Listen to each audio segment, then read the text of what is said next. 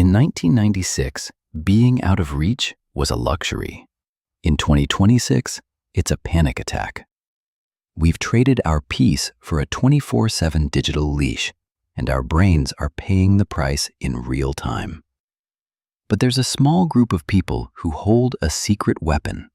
We are the last generation to remember the world before the gates closed. The 90s wasn't just about baggy jeans and cassette tapes. It was a psychological masterclass in focus, resilience, and true presence. Today, I'm going to show you how to hack your 2026 brain using analog secrets that the tech giants want you to forget.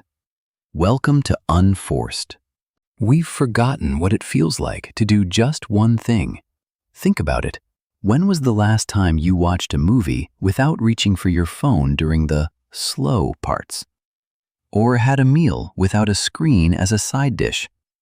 We've become terrified of a quiet mind. In the 90s, presence wasn't a choice, it was the only option. If you were playing a game, you were in it.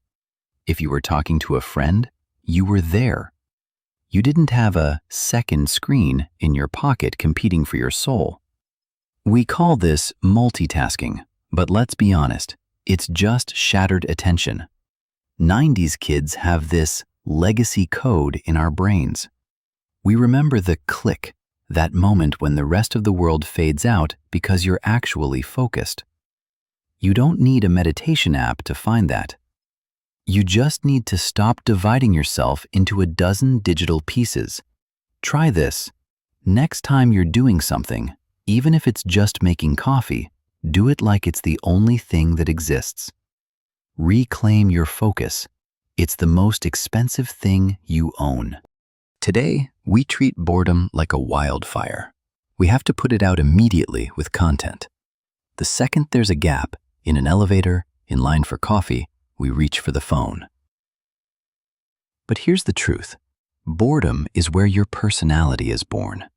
In the 90s, we were professionals at doing nothing. We stared at popcorn ceilings until they turned into galaxies. We traced the repetitive patterns on the wallpaper for hours. We spent our afternoons riding bikes to nowhere or just watching the rain hit the driveway. Psychologically, those empty hours were a creative vacuum. When the external world stops feeding you, your internal world starts to grow. This is why you feel so drained today. You're never giving your brain the off time it needs to rebuild. We don't need more content. We need more silence. Don't skip. Just for these 30 seconds, put your phone down, look away from the screen. Listen to the room around you. Can you feel the weight of your own presence? Everything in 2026 is instant. Instant answers from AI, instant music, instant validation. But instant gratification is a dopamine trap. It makes you restless, impatient, and fragile. The 90s was a school of waiting. You waited a week for a TV episode. You waited a month to see if your photos even turned out. That wait wasn't lost time. It was training.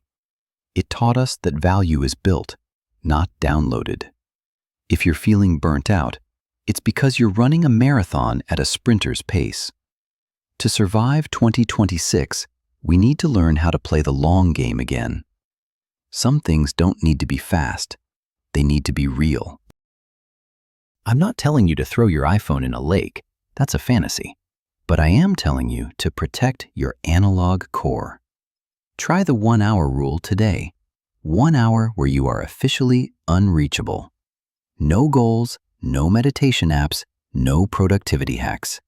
Just existence. We are the bridge generation. We know how both worlds work. Our mission isn't to escape the digital storm.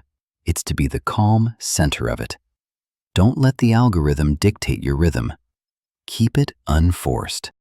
I want to know, what's one analog habit you've kept that keeps you sane? For me, it's writing on actual paper. Drop yours in the comments. I'm looking for new ways to disconnect. If this resonated, hit subscribe. Let's build a community that values depth over speed. Take care of your inner 90s child. I'll see you in the next one.